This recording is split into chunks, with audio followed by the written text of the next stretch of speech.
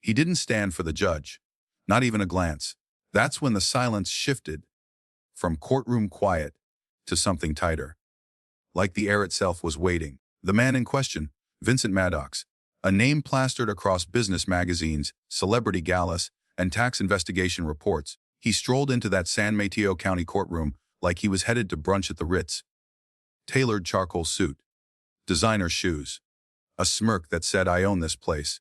But when Judge Elise Carr stepped up to the bench, something happened. Something everyone would remember. Not because of what she said, but what she didn't. She just looked at him and waited. Vincent, he stayed seated, casually flipping a yellow notepad, as if justice were some performance he'd already rehearsed and rewritten. And right there, in that pause, 1,000 eyes turned cold, because what they didn't know yet was this wasn't going to be one of his stories. This would be theirs. Thank you for being here. Sometimes, the smallest moments carry the greatest meaning. Today's story is one of those, quiet, powerful, and worth remembering. If it touches your heart, feel free to share your thoughts in the comments. And if you'd like more stories like this, you're warmly invited to subscribe and tap the bell so you won't miss the next one. Now let's take a closer look at what really happened. Vincent Maddox wasn't just wealthy. He was the kind of wealthy that made people uncomfortable. He didn't need introductions. The whispers of private jets, Italian villas, and a rumored helipad on top of his Manhattan condo had already done that for him. In the financial world, he was considered a rainmaker, the Midas of Midtown. He called it Maddox Equity, a firm built on charisma, champagne, and spreadsheets few dared to question. His charm was addictive, his promises, even more so. They said he could turn your child's piggy bank into a college endowment, your retirement fund into a second life, your last savings into a legacy. And for a while, it looked like he could. Until the cracks appeared and the story spilled out. It started with a letter from a woman named Ruth Delgado, 63, retired schoolteacher, Atlanta, a soft voice, tired hands. She'd written to the Attorney General's office after her account mysteriously drained overnight. She was the first. Her savings, gone. Her emails unanswered. Her calls redirected to voicemail mazes. Her statement balance blinking back zero after a decade of trust. They told her she must have made a mistake, that maybe she'd clicked something wrong. But Ruth was careful. Always had been. And she wasn't the only one. Soon, more stories surfaced. Families, couples, single parents, veterans, even college students who had trusted Vincent's starter portfolio. He had promised stability, security, smart, conservative investments. But he hadn't told them where their money was really going. Behind the curtain, it was all dust. No stable portfolios, no long-term returns, just fabricated reports, misrepresented assets, and fake third-party brokers managed through shell accounts he controlled. He moved millions through offshore accounts, used investment money to fund personal real estate deals, and funneled cash through fake charities named after his dogs. No one knew until a disgruntled employee cracked. Her name was Megan Ford, a mid-level analyst who had started asking too many questions.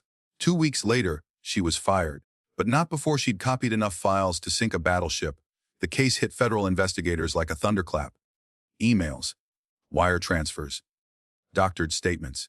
A fraud spanning 10 years, crossing 6 states, affecting over 400 families. And still, Vincent Maddox didn't blink. "I've got the best lawyers money can buy," he told reporters outside his Malibu estate. "This will blow over. It always does." For a while, it looked like he was right.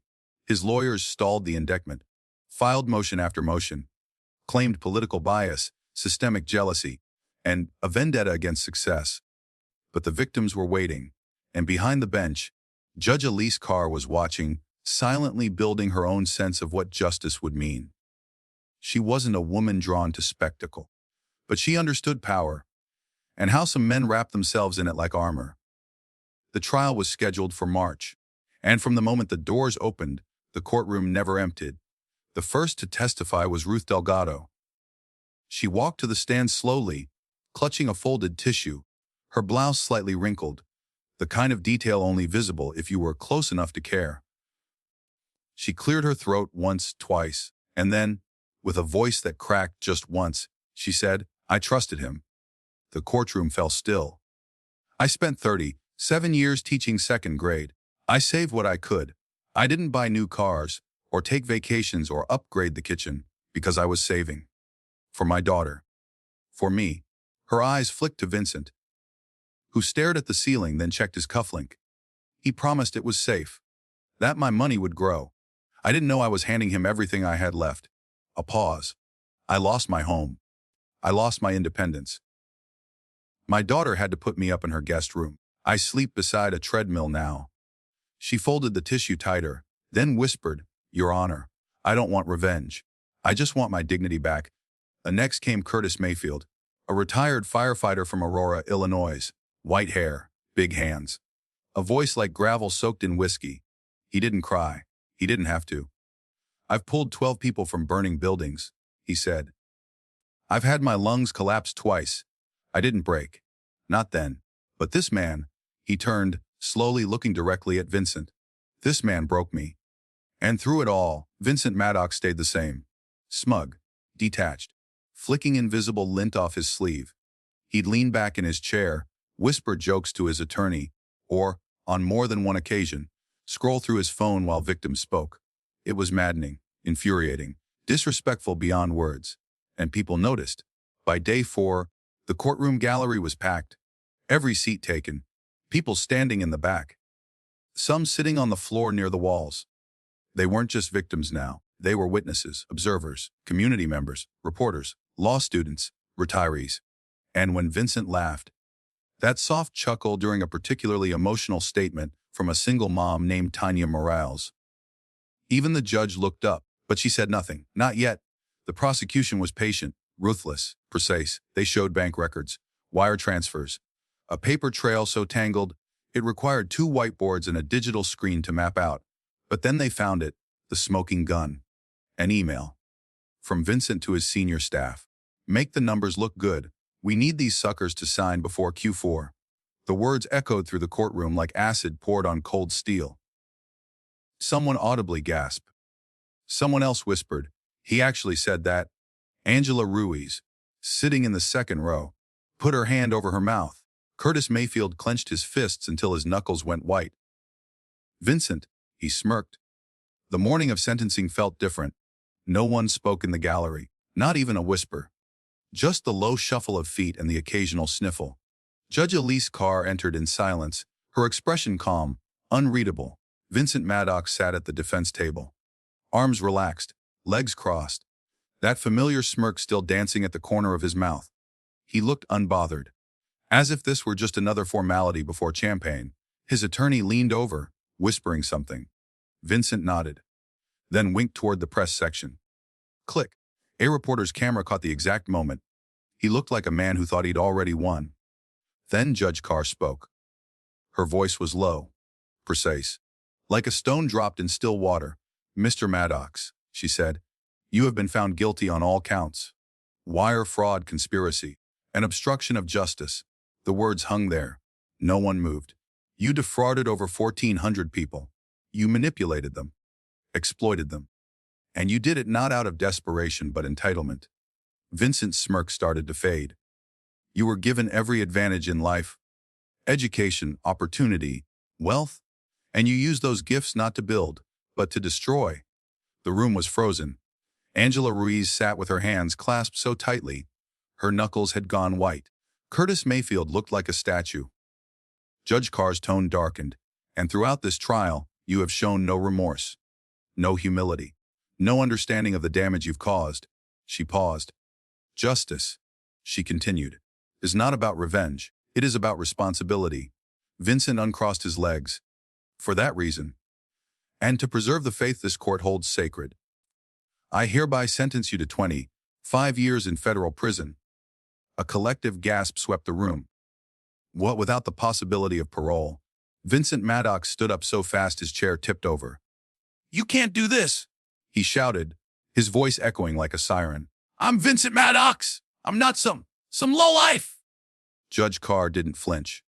"This is my courtroom," she said quietly, "and you will show respect." "Appeal," he roared. "I'll have your badge, your career." This whole thing is rigged. Bailiffs, she said. Escort the defendant out, and 2 guards stepped forward. Vincent kept shouting, red-faced, sweating, flailing, but the courtroom had already moved on. Behind him, the crowd rose not to follow but to applaud. It was quiet at first, then louder still. The kind of applause that comes not from joy, but from deep, aching relief. When the courtroom emptied, it didn't feel like a victory. Not really. The reporters packed up. The camera crews folded their tripods. The crowd filtered out slowly, like they weren't sure if it was really over. Angela Rees stood by the courthouse steps, clutching her coat tighter. A reporter approached. "How do you feel after today's verdict?" he asked, neck extended.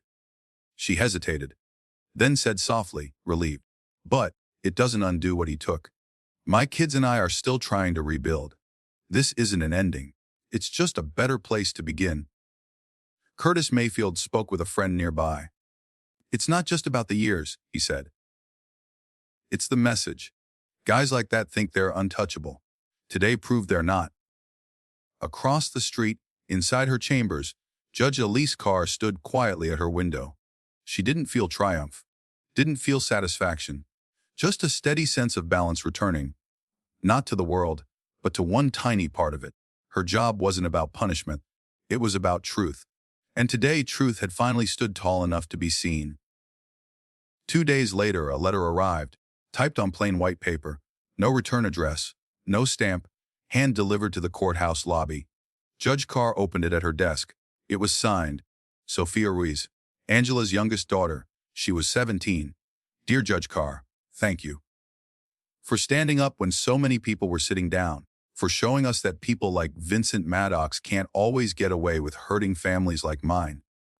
You didn't just give us justice. You gave us a second chance." Judge Carr folded the letter and closed her eyes. In the weeks that followed, the story of Vincent Maddox's downfall sparked something across the country. Radio shows, online blogs, TV panels. People told their own stories, shared their own scars, asked why it had taken this long for a man like him to finally fall. But in quiet homes, in the guest rooms where grandmothers had to sleep, in the basements where men like Curtis stored unopened bills, a shift began, not because of one ruling, but because justice had spoken plainly, clearly without fear, and people heard it. We often think justice is loud, flashing lights, raised voices, dramatic verdicts, but sometimes justice is a quiet woman in a black robe, a letter from a 17-year-old girl, a room full of ordinary people who finally get to exhale. Vincent Maddox had money, power, lawyers, but what he didn't have was humility. What he lacked was respect for those he hurt, and in the end, that's what broke him. So, the lesson isn't about watching someone fall. It's about seeing what rises when truth is finally heard. We live in a world where people in power often walk away, but not always. Not today. Today was proof that no man, no matter how rich, no matter how smug, can stand taller than the truth.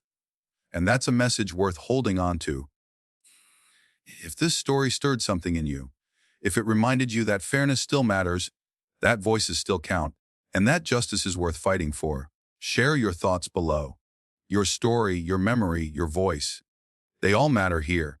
And if you'd like to hear more stories like this, stories that echo long after they're told, you're warmly invited to subscribe and tap the bell so you won't miss the next one. Thank you for being here. And until next time, take care of each other.